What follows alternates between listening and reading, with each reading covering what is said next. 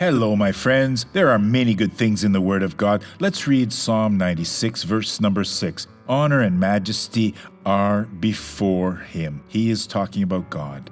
Sometimes I keep thinking of how bad I feel for people who cry out to other gods that don't exist, that live by other books that are not the Word of God.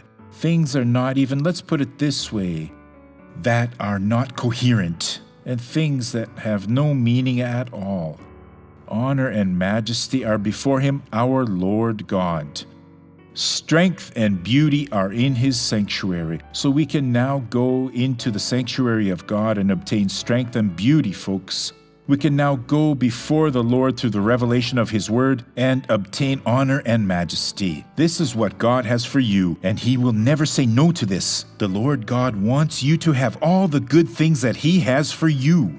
And He does. He has many great things for your life. Let's look at this testimony, and I will be back. I had bursitis in my arm, and How about the now? doctor said that there was no healing.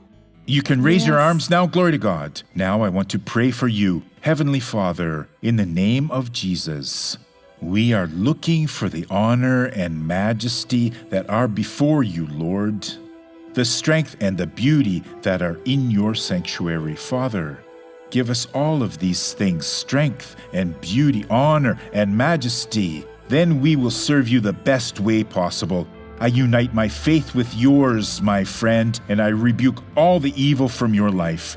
Say it with me. All the evil is rebuked now in the name of Jesus, and amen.